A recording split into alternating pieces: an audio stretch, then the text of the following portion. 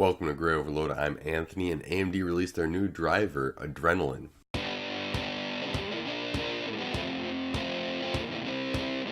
Over the last few years, AMD has always came out with a basically new addition to their driver release, and this year was their Adrenalin edition, named after the Adrenalin Rose, and so that's the reason why you have the spelling as it is.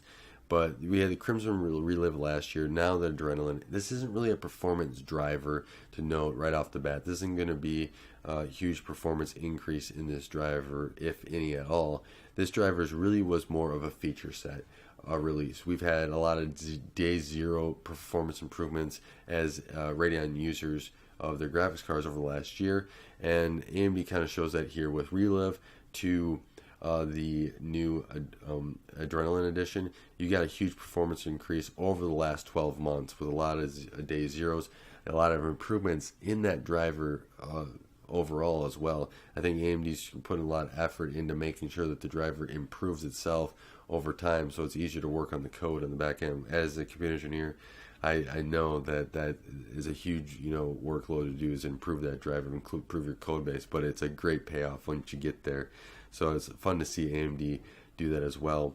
One thing that AMD improved was that they support Vulkan on the frame rate targeting control now, which is a lot of users that use that will have an added benefit, especially as more games have that Vulkan API used.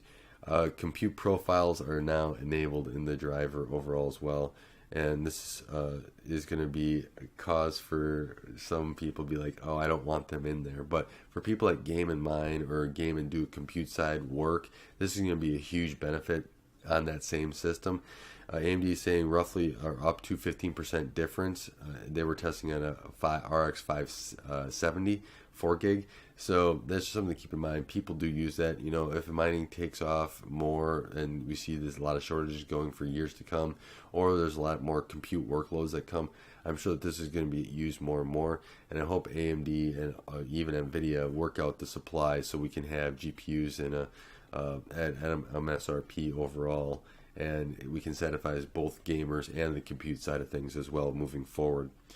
But AMD really added to kind of like their core technologies, what they call it, and one of those was Wattman. Wattman now has a new feature where you can save and load your profiles. So one thing you can also do, since you can save them, is that you can share them. You have the ability now to share these profiles. Maybe somebody online might create a sweet spot profile that a whole bunch of people can use or whatever.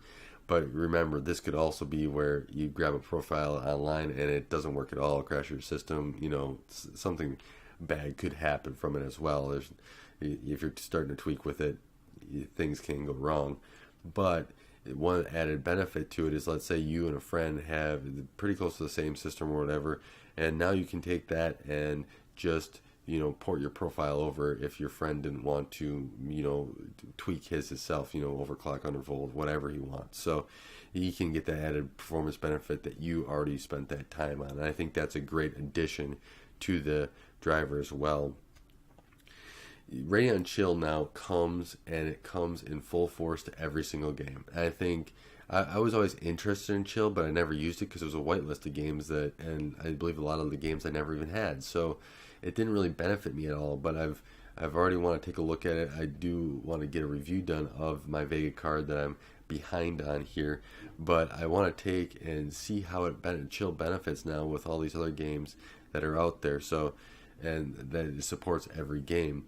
AMD saying that you can have up to 60% lower average GPU power consumption when using Chill. So you get to basically set your range and then just start playing your game. It's not supposed to have a game effect on the gameplay itself. So that's something I'm really interested to go and check out and see what it actually does. Another thing that they improved was enhanced sync. That's supposed to basically help for like minimizing screen tearing and responsiveness overall. AMD came out with some enhanced sync a few months back, but now it's expanded to be all GNC based products, Vulkan, notebook products, multi-GPU, and Affinity. So it supports all that now. AMD did a nice job expanding it because I wasn't even expecting enhanced sync to be on all that other stuff as well. Radeon Relive, though, got some really, really big features overall.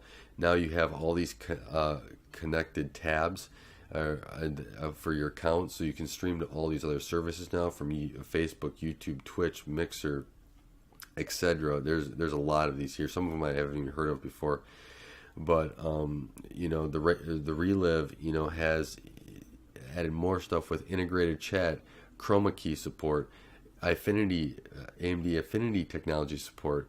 It has Vulkan support now. You can trim videos. You can further, it's further optimized. So that means as you're streaming, there's less FPS dips that are happening, or is less of an impact on your frame rate, which is crucial, especially when you're streaming and you're trying to keep your gameplay out. If you're going to edit your stuff, you can have separate audio tracks. You can get a region capture, stage 10 support, which is something I do want to look into. It seems kind of cool with browser enabled based video mixing. So, and there's a gallery where you can see all your Relive stuff in there as once. So that's something I'm going to check out more with the Relive stuff, especially with some of the new captures. I think I might actually stream to some of these services just to try it out as well.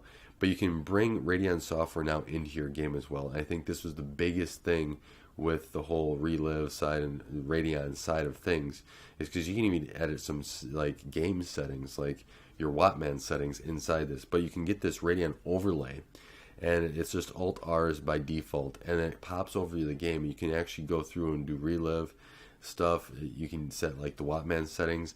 Right now it's a certain feature set that AMD want, but I could see a lot of stuff they add to this later on, and it could be really even more powerful and more cool than what it already is. But you also get a performance monitoring and recording, so you can even go full recording to a file of all your performance metrics and stuff like that. You can have the performance monitoring right on your screen, so it's telling you like your GPU clock, how much power it is, and I believe the power is the package on it. So if you have like Vega, that would also include the HBM memory power. You can see your FPS, of course. I think I mentioned your clocks, a whole bunch of stuff, and it's really your memory usage of your graphics card. So these are really cool features that you can kind of see if you're gaming, maybe running into an issue or something or you just want to see what it is, and you get all that. Plus, there's performance monitoring as well that you can export out to a file and record that out and then view it later as well. One really nice addition AMD did, though, in this driver, great surprise to me, was bringing the Radeon software outside of your computer and onto your phone. So if you have iOS 10 or newer or Android 5 or newer, you can download AMD Link, and then you go in the bottom there.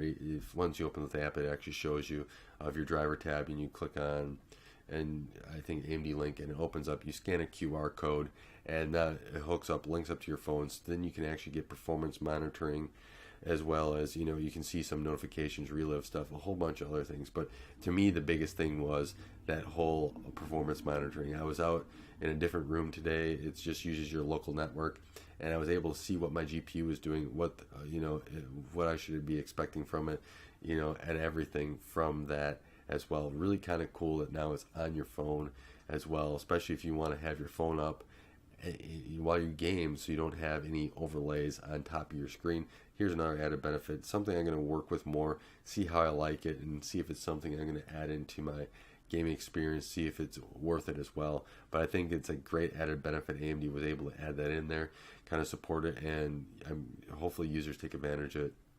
Don't forget to give feedback on this as well. I'm sure AMD is looking for feedback now that we got some of the new features out there, and what are we going to have next year, right? So we get to upvote and vote on some of that stuff, and so hopefully we can get a lot of that stuff in and supported for this next version.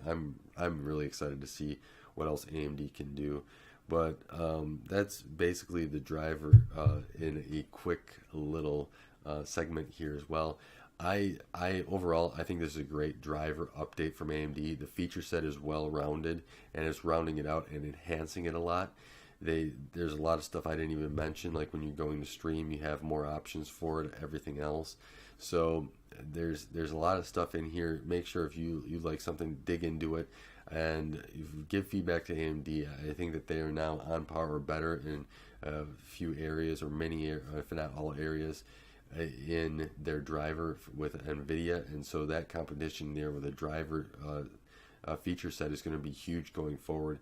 And so I'm excited to see what hardware can do also in the years to come and see where AMD goes with that. But the driver side, they're really putting some effort into it, and it sees going forward that they are committed to their driver and making sure it's one of the best on the market. And I'm excited by that because, you know, maybe what 5-10 years ago in between there, it wasn't the best driver. We had some issues with it, and now they're really putting some effort behind it. I'm really excited about it.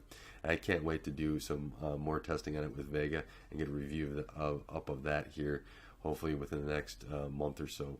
So with that, I want to thank you for watching. Thank you for taking the time to support Graya Overload. I really do appreciate your support and helping this channel grow. And I've been very blessed to see your support to help this channel grow as well. So I thank you for that. And until next time, don't forget to like and subscribe. Thanks for watching Graya Overload. If you like this content, be sure to subscribe.